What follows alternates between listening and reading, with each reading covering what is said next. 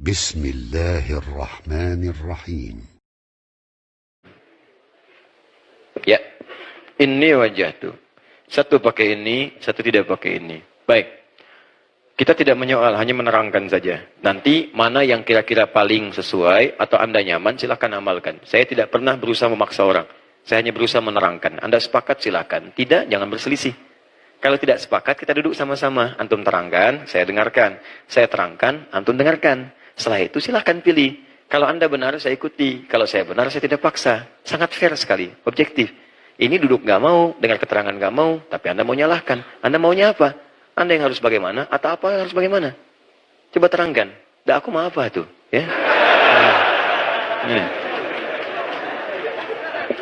Ini lihat sini, fokus ya. Wajah tuh dengan ini wajah tuh. Saya coba teliti itu. Pelan-pelan cari di kitab-kitab hadis. Cari juga di ayat-ayat Quran, terutama hadis, karena hadis kan penjelasan mutlak tentang cara beribadah. Begitu saya cari dari yang paling sahih sampai yang paling palsu, dicari sampai juga dari kitab-kitab yang utama, yang primer sampai yang kecil-kecil, sampai yang digunakan ormas-ormas itu juga saya lihat lagi itu, cari ke toko buku. Ternyata dua-duanya ada. Ya wajah tuh ada, ini wajah tuh ada. Dan ada kedua-duanya, dua-duanya sahih. Cuman dipakai di mana yang dua ini? Satu dibacakan di mana, yang dua dibacakan di mana. Ternyata yang tanpa ini itu wajah tuh, hadis-hadis ini terkait dengan hadis-hadis yang menunjukkan cara baca doa istiftah dalam sholat. Jadi kalau nggak pakai ini, itu hadis-hadisnya saya perhatikan. Ini temuan saya, mungkin teman-teman yang lain bisa menemukan lagi. Dan kita saling melengkapi. Yang ini ternyata saya dapatkan terkait erat dengan sholat. Di hadis Muslim, di riwayat Ahmad dan sebagainya. Bahkan saya buka-buka tuh di buku-bukunya panduan-panduan yang betul dituliskan oleh syekhnya. Kutip dari kitabnya itu tanpa ini. Wajah tuh langsung. Saya beli sampai saya pergi ke Lasem, ke toko buku. Ya lihat, saya kumpulin wilayah-wilayah tertentu. Begitu dilihat, oh di sini tanpa ini ya. Saya tuliskan yang ini dari mana. Saya cek lagi, ternyata yang ini juga ada. Cuman hadis ini ditempatkan di dua hal. Satu, kalau bukan proses setelah lontar jumrah. Begitu selesai lontar jumrah, menghadap kiblat tuh, jangan dulu selesai. Menghadap kiblat berdoa, begitu menghadap kiblat berdoa, baca inni wajjahtu wajhiya lilladzi fataras samawati wal ardh dan seterusnya. Nah, yang kedua, saat selesai menyembelih hewan kurban. Waktunya sama tuh. Yang lontar jumrah kan dimulai 10, ya? 10. Malam-malam itu selesai, 10 pertama masuk Aqabah duluan. Setelah itu baru selanjutnya. Yang menyembelih juga sama, tanggal 10 kan dimulainya, setelah sholat. Kemudian sembelih. Begitu selesai menyembelih, nah menyembelih itu juga ada adabnya. Nggak sembarangan, teman-teman. Nggak sembarangan. Apa adab diantaranya? Pertama, antara hewan yang disembelih dengan yang belum disembelih jauhkan dulu. Jangan sampai ketika akan disembelih, yang satu didekatkan, hati-hati. Dosa antum hukumnya. Awas, nggak boleh. Sehingga menunjukkan kegelisahan pada hewannya. Dan itu juga akan berdampak pada daging dan sebagainya. Awas, jangan main-main. Jangan main-main dalam ibadah. Mau disembelih, hewannya suruh siap-siap. Kandidat selanjutnya, siap ya. Nih, pisaunya insya Allah cepat ya. Dua, tajamkan pisaunya. Tajamkan. Kemudian kalimatnya juga dzibhah, sekali. Kalau mampu sekali. Idza dzabhtum fa ahsinu dzibhah. Kalau mau menyembelih, baguskan sembelihan. Dzibhah itu sekali. Jadi sekali tarik tuh selesai. Ya, jangan menggorok-gorok begini gitu. Ya, sekali seperti ini. Kalau bisa sekali sudah selesai. Nah, ada adabnya. Pertama, begitu dibaringkan, dijatuhkan itu, hadapkan ke arah kiblat. Kalau hewannya mesti dijatuhkan. Selain unta, kalau unta nggak dijatuhkan. Jadi kalau antum misalnya pengen korban unta, impor dari Mekah, misalnya kan ke sini. Nah, datang ke sini, itu nggak usah dijatuhkan. Ingat baik-baik ya, unta tidak dijatuhkan. Makanya kalimatnya menggunakan nahar, wanhar. Fasolli rabbika wanhar. Wanhar itu nahara, menyembelih tanpa dijatuhkan. Langsung dicari titiknya, langsung kemudian disembelih. Tapi kalau hewan selain unta misalnya, sapi, kerbau, ya, kambing, domba dan semacamnya, itu jatuhkan terlebih dahulu tanpa kemudian menyakiti hewannya. Ya, sekarang sudah banyak tekniknya tuh. Nggak tarik, tiba-tiba jatuh. Kalau kambing tuh sekarang ada beberapa pendekatan, ya, dibaca. Ada yang dibaca dengan doa, nggak perlu diikat, dibacain tiba-tiba selesai. Ya, nggak perlu pakai api, tok dibakar, tok langsung misalnya kan kambing jatuh. Nah, nggak usah, ya, nggak usah. Udah langsung tidurin aja. Sudah. Masa korban denganku ya, kambing. Ya, udah dijatuhin. Ya. Baik, udah dijatuhkan, udah selesai, hadapkan ke kiblat. Antum ngadap ke kiblat tuh, hadapkan hewannya ke kiblat. Begitu sudah hadap kiblat, misal ini menyembelihnya, itu menghadapkan ke sini. Ya, sebelah kanannya itu, sebelah kirinya itu bagian kepalanya, sebelah kanannya bagian kemudian sampai ke ekornya, baru sembelih. Begitu selesai menyembelih, nah, itu.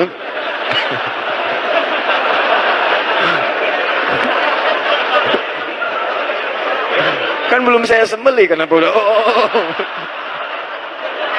Aduh. Maaf yang di luar ya. Ini saya mau nyebutkan nyembelih, yang sebelah sana sudah mengekspresikan, kan belum saya ini. Yang di luar tuh, kenapa ya? Aduh, insyaallah. Ulangi. Bismillah, ya Allahu Akbar. Ayo. Udah sembelih. Nah, setelah itu selesai.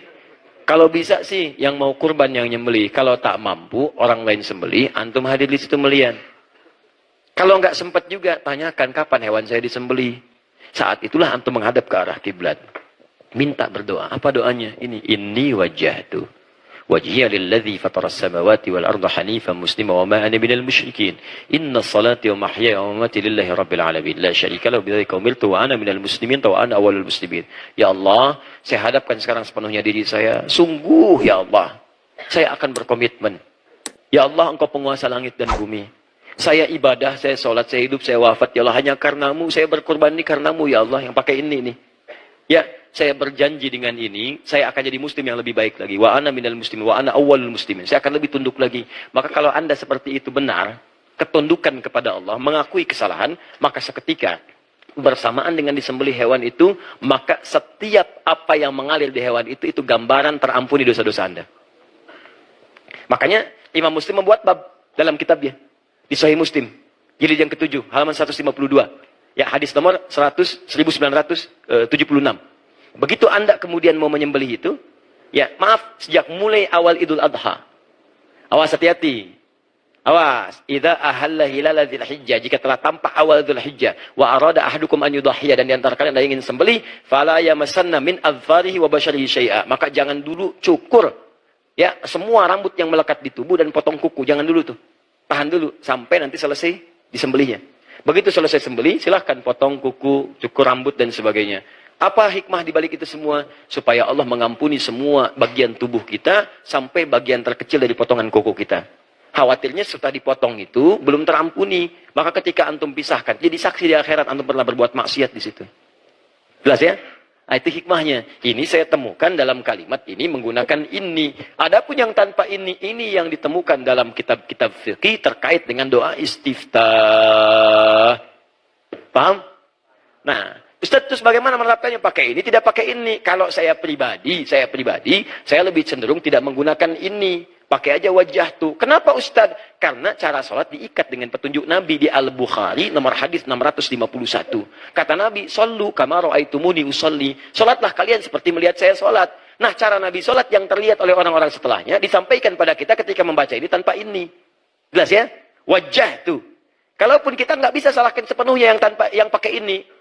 Ya, tapi kalau Anda tanya pada saya katakan yang rajih, muqarin dibandingkan keduanya, yang rajih yang paling kuat, yang tidak menggunakan ini. Walaupun kita tidak punya juga kemudian teman-teman, maaf, waktu kesempatan untuk menyoal orang lain. Jelas ya?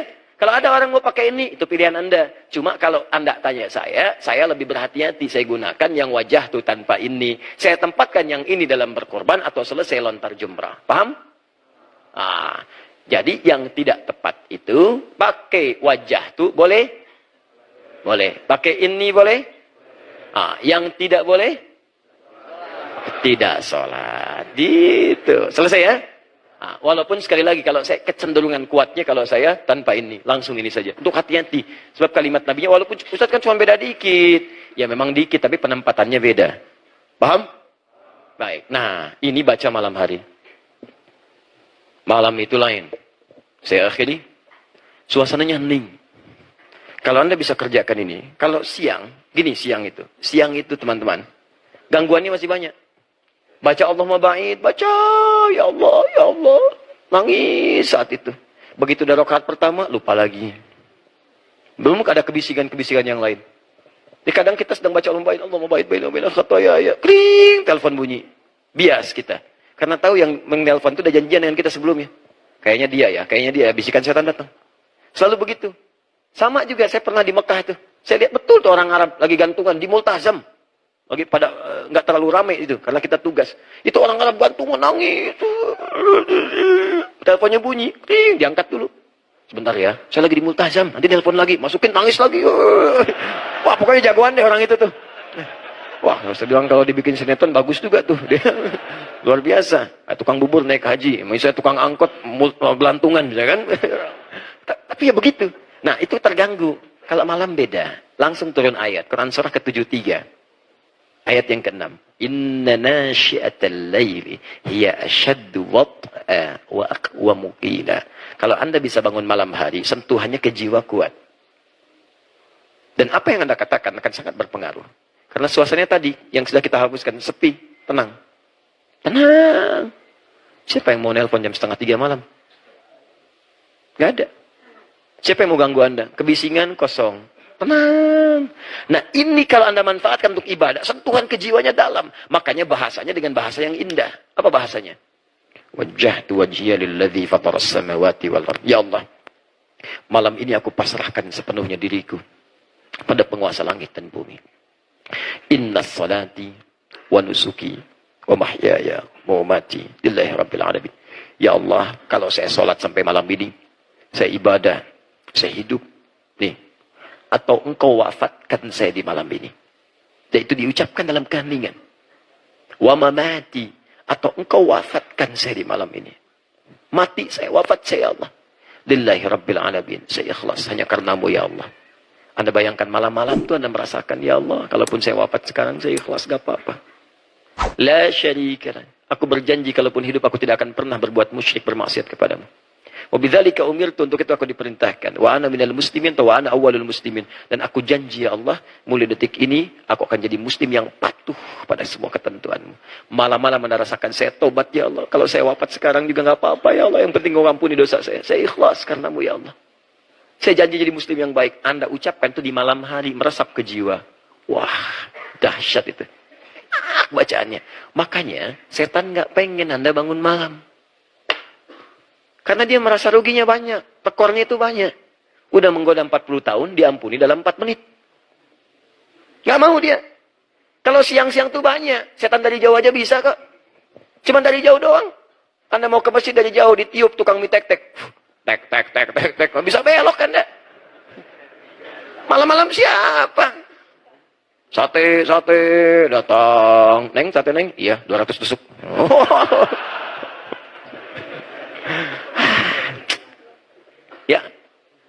Jadi teman-teman sekalian, ayo cobalah suasana itu. Itu antum sering disindir tuh. Sering disindir. Kata Al-Quran, ya ayyuhal muzammil. Duhai orang berselimut, enak. Kalau mudaththir, berselimut berlindung dari sesuatu. Kalau muzammil, menggunakan selimut sebagai teman. Ada zamil. Di bahasa Arab ada zabil, ada sodik, ada sahib. Zamil, teman yang menyenangkan. Awas. Sodik, teman yang terpercaya. Sahib, teman dekat. Pemegang amanah. Beda. Muzammil, selimut yang dipakai seperti teman yang menyenangkan. Pakai enak, pakai selimut. Maka turun ayat. Ya ayyuhal muzammil. Duh, yang sedang selimutan malam-malam enak benar ya. Ya, alhamdulillah. Kum fa'angzir. Ayo bangun. Ayo, maaf. Kumil laila illa qalila. Ayo bangun. Bangun. Walaupun cuma sedikit. Nisfahu awinkus minhu qalila. Walaupun cuma mungkin sedikit, tambah sedikit lagi. Auzid alaihi warattilil Qur'ana tartila. Atau kalau bisa tambahlah dikit. Katanya pengen masuk surga. Ayo bangun malam. Katanya pengen ke surga. Bacakan Quran. Ayo sholat. Baca dengan tartil. Nih, sindirannya halus tapi tajam. Innalaka fin nahari sabahan tawila. Kamu ini bagaimana sih? Siang-siangnya sibuk banget kerja gini gitu. Malam-malamnya tidur enak pakai selimut. Cita-cita surga, firdaus lagi.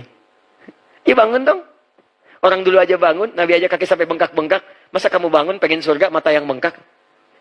Emang? Nah, sentuhannya tajam. Makanya ketika antum bangun, bacaannya ini untuk menambah ketajaman kepada hati. Inna nasyi'atal laili hiya asyaddu wat'an wa aqwamu qila. Antum bacakan tajam ke hati. Enak. Mau tobat tuh kalau malam gampang. Mau tobat gampang, mau berdoa khusyuk. Makanya apalagi kalau sepertiga malam, seketika tuh. Kata Allah, "Hai hambaku, yang minta aku berikan, yang doa aku kabulkan, yang istighfar, wa man istaghfara li ghafartulah." Yang istighfar langsung aku ampuni sekarang. Makanya ada kebiasaan ahli surga, di sepertiga malam sebelum subuh. Begitu selesai tahajud, dia istighfar. Itu kebiasaan ahli surga. Kalau antum ingin jadi bagian dari itu, silahkan. Itu ada di Quran surah 51 ayat ke-18. Wabil ashari hum yastaghfirun. Istighfar, istighfar, istighfar. Lagi kalau sama keluarga tuh. Karena hum itu banyak. Begitu sudah selesai sholat, kumpul di ruangan satu. Istighfar. Suami mulai minta maaf ke istri. Maafkan papa ya. Papa banyak salahnya. Anak-anak, kalau hari ini hari terakhir papa hidup, mohon maaf. Kalian akan bersaksi di hari kiamat. Ya mohon maafkan papa kalau belum sempurna sebagai seorang ayah. Ampuni saya ya Allah, astagfirullah. Istrinya ya Allah, Pak, Mama juga mohon maaf.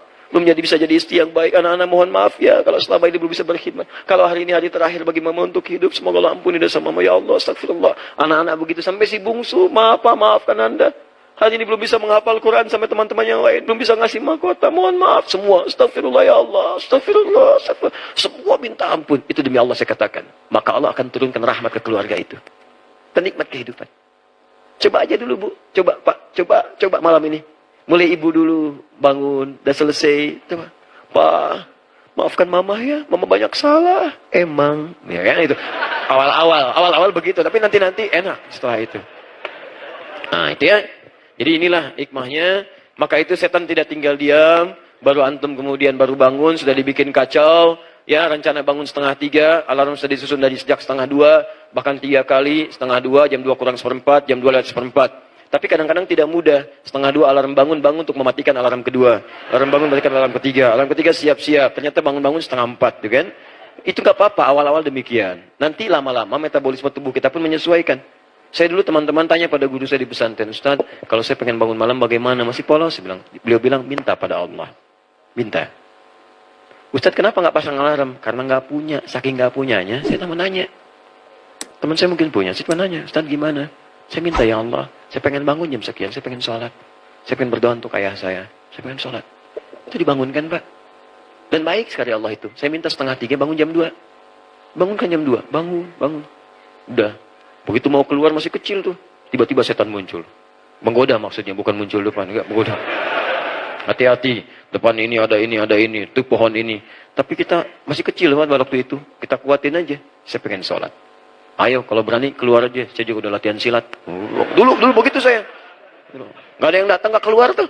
Setan mah berani cuma bisik-bisik doang. Ketika kita tantangin nggak muncul. Nggak percaya silahkan. Cuma berani bisik-bisik. Tantangin sama antum. Nggak akan keluar. Nggak akan keluar, demi Allah saya katakan. Antum malam-malam, mau tahajud nih. Ada bayangan, awas. Tantangin aja. Kalau berani jangan bisik-bisik, keluar aja. Nggak akan muncul. Ya kalau muncul lari aja.